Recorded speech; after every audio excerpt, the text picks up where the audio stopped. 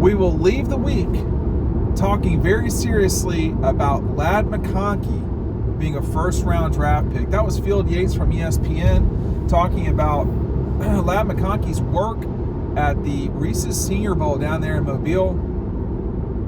It's not shocking to hear that, but considering the season that Ladd had, it's good to hear that he's moving forward, because a lot of what held him back, and at times Georgia, y'all, to be honest with you, was Ladd's injuries, and that's something that it appears now, almost a month after the season, or even after the Orange Bowl, two full months basically after the SEC championship game. Here we are, and Ladd McConkey sure seems like he's back to himself. Injuries are part of football. They're a part of sports, but they're certainly a part of football. Ladd McConkey is not as small as he looks on TV. I'll tell you that right now. But he is small compared to everybody else. And, drafting him, you know what you're going to get on that front. But all you had to do, really, was watch the Orange Bowl. That one play where he, was going to fake, he's faking throwing, it wasn't fake. It was a trick play, and the trick play wasn't there, and he improvised and ran zigzags all through the Knolls for a touchdown. That's just God-given ability. You got to do all the work, you got to do all the other stuff too, but that's God-given ability of a guy who, when he's healthy,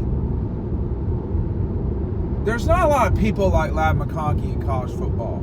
There are guys like that in the NFL, but there's not a lot of guys like that. And, I think I'm hardly an NFL expert in terms of what the future will be with anybody. I mean, the only concern I would have with him is injury. And you've got stuff like that with guys like Deebo Samuel. I mean, it's such a big part of the NFL. You're playing 18 games. I mean, it's a lot.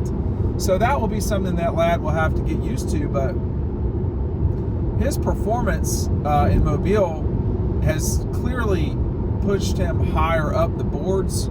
I don't know where he would have been, probably top 100. But it sounds like he's going to be a guy that could be, legitimately taken in the top 50, something like that. Now, if somebody falls in love with him, he could very well go in the first round. And we'll see what we see with him when at the NFL workouts, which are in March.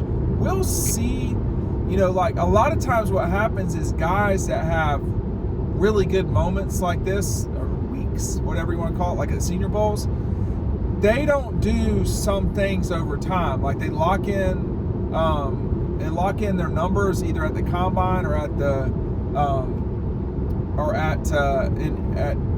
in Athens in this case. Sorry, easy for me to say. And they just take it from there. But I don't know. I would imagine Carson Beck would be throwing at NFL Day at Georgia. If I'm not mistaken, he threw last year.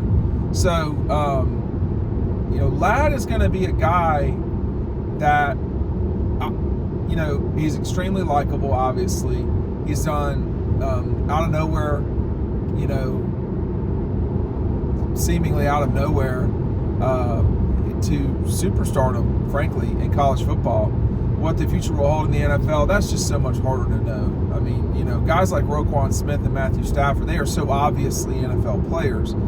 You wouldn't obviously say Ladd McConkey just looking at him as an NFL player, but man, y'all think about all he did while he was at Georgia. The Orange Bowl is the most recent thing. Think about the Mississippi State game in 2022, or the Tennessee game in 2022, or the Oregon game in 2022, where, I mean, I don't know if I would say he took over, but he was just another weapon in Georgia's arsenal of points-making offense. It's been a tough week for Todd Monken, taking a bunch of grief for the Ravens' game plan and execution. But he sure seemed to know how to use McConkey and Bennett and all these guys and all these toys and widgets that Georgia had. But McConkey was really, this is going to sound bad, but, it almost feels like you can replace Bowers easier in a way than you can with McConkey. There's just been so few guys at Georgia through the years that have done what Ladd McConkey has the ability to do with the catch the ball and you're gone. Or one little crease and you're gone. Or the suddenness. Now, the problem with that last statement that I just made was Brock Bowers can do almost exactly what I just said, except he's my size. You know, probably not quite my speed, but he's that big. And McConkey, you know, that catch against Florida in 2023, where he, you know, there were two guys right next to him. That right next to him is maybe they were not far away from him, and then just boom, he was gone. And that's the type of play that ends games. You need playmakers. You need guys like that are going to go out there and shut games down. And that's what you're losing. You know, can Ra Thomas, can he do that in the near future? Can Dominic Lovett, can he, you know, there's a lot of the guys that they're bringing in. Can they be sudden like that? Arian Smith's not sudden like that. He's just a straight up burner. What McConkey has the ability to do is stop and go very fast. Very fast. Like Tyreek Hill is like the king of this. And obviously Ladd McConkey is not Tyreek Hill, but he's that universe of player that just they can control with their speed and suddenness what you do. So it's good to see that. Now, moving forward in 24, there's not a guy like that. Now, Dylan Bell is, you know, who's he more like? You know, he's like for me, he's like Robert Edwards playing wide receiver. He's just a slasher and just will, like, man, he can do some just. Maybe I'm not giving him enough credit for his suddenness, but he's out there making amazing catches here lately against Georgia Tech and against Florida State. I mean, Dylan Bell was putting on a show, and I you know, you're diverse enough to be used at running back when Georgia needs you for, say, 5 carries. That means in the future that Mike Bobo can line him up in the backfield, get a linebacker on him, and James Cook people to death. James Cook is another guy. Now, he was a more gliding, if I could put it that way, guy than McConkey. You know, when James, it didn't look like he was running fast, and he was fast. Like, it didn't look that way because I think it's because it was so natural for the way that James ran and how impressive he was coming out of the backfield catching the ball. I mean, my brother-in-law is a huge Buffalo Bills fan. God bless him. And when they got James Cook, I said, that guy is the real deal, man. He's going to make a lot of plays for the Bills over time. You'll see. And he's become one of the best multi-use running backs in the league. He is the real James Cook. That's why, you know, I keep mentioning some of these guys. That 21 team just had to find itself along the way. You know, they lost to Alabama, and that doesn't change.